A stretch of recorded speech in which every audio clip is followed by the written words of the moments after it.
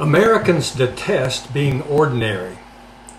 In recent years, political scientists have begun to talk of American exceptionalism.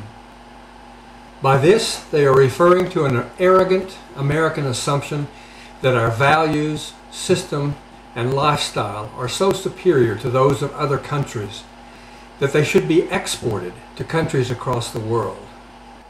Further, that those countries should recognize the exceptional rewards of American life and be thrilled to replace their own national ethos with ours. The term is not a compliment to American foreign policy. The attitude of exceptionalism is not limited to American national policy. It is also rampant in individuals in our culture. It takes the form of pushing ourselves unmercifully toward excellence, a drive that permeates the cultural complex and radically impacts our lives, often in very destructive ways. In the United States, this posture toward life is so universal that it seems normal.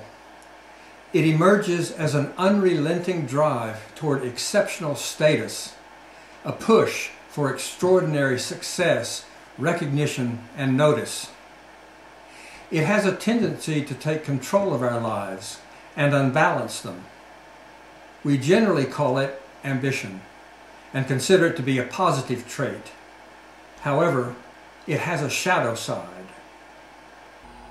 Exceptionalism is an expression of the ego. It is founded on a sense of deficiency. It is rooted in feeling a lack of value. It is rooted in a perception of separateness. All egos have at their base a conviction of deficiency and valuelessness. This attitude of the ego is somewhat justified. The ego is a false self, a carpentered together substitute for the true self, which is an emanation of essential being. The ego is a sorry substitute for the true self, and at some deep level it knows that and feels deficient about it. However, the ego insists on posing as the true self, pretending that it is the true self, and pretending that it is the pilot at the helm steering the ship of the organism. The impulse to become exceptional or extraordinary is also posited on hierarchy. The ego envisions itself rising above other humans, separating itself from them by rising to a position of splendid, isolated prominence at the top of the hierarchical ladder.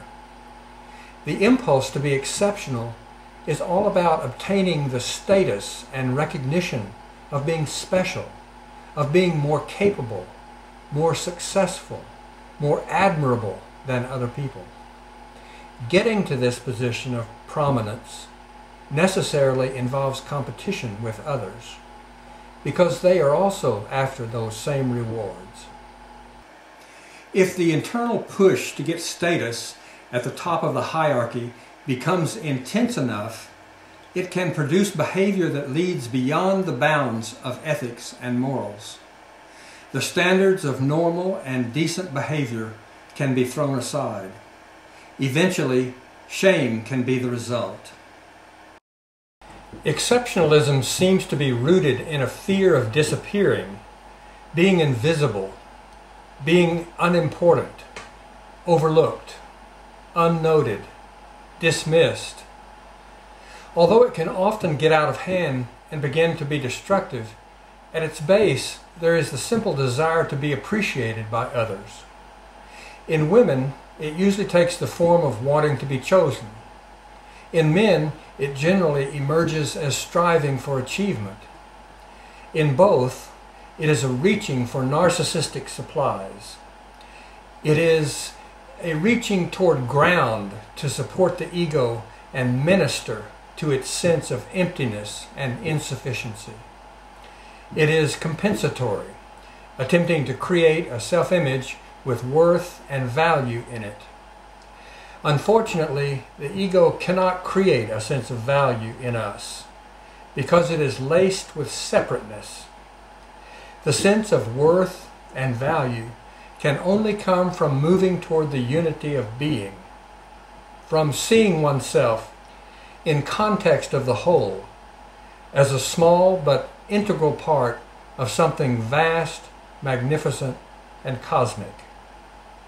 By its focus on the glorification of its own self, its own separateness, the individual ego is too self-absorbed and compromised to create value, and it knows it. The deficiency universally inherent in the ego may be temporarily relieved by personal achievement, but it soon returns and resurrects itself. The wisdom traditions have noted this for millennia. There is another form of exceptionalism that is very different from the ego's version.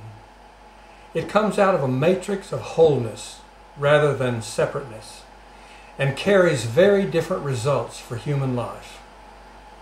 The cosmos has so arranged things so that each of us is entirely unique, each completely exceptional in our own right. We are each a center of the universe. We each have our own unique window onto reality. There has never been and will never be another human who has exactly the mix of traits, capacities, and makeup that you have. We are each born exceptional, emerging that way from the living cosmos. We do not have to beat ourselves to death trying to have value and become exceptional. We are already there. We are each a thread in the vast tapestry of cosmic life. We each have an individual part to play and an individual contribution to make to the whole. We simply have to see our lives in the framework of the whole rather than in the social system. We have to begin to search for our place in the vast framework of being. We have to see ourselves in a larger framework than separateness and competing with the people around us. We have to realize the reality of unity. It lifts an enormous burden to realize that we don't have to do anything to be exceptional. It is okay to be ordinary. We do not have to achieve or be chosen.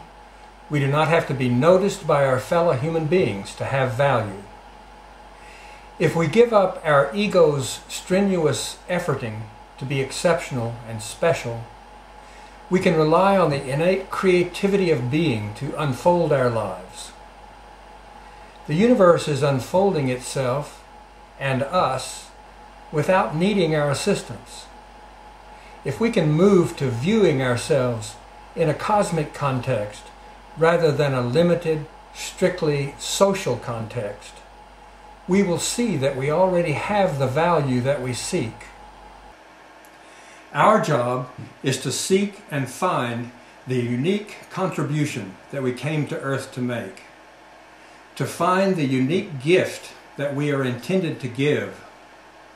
We are each a particle of being, specially designed to play our own exceptional role in the ecology of the whole. In trying with the ego to be exceptional, we have been playing the wrong game. It is a game based wholly on separateness. We need to raise our heads and see that our exceptionalism is to be found not in separateness, but in our relation to wholeness. The cosmic game is, actually, the only game in town worth playing.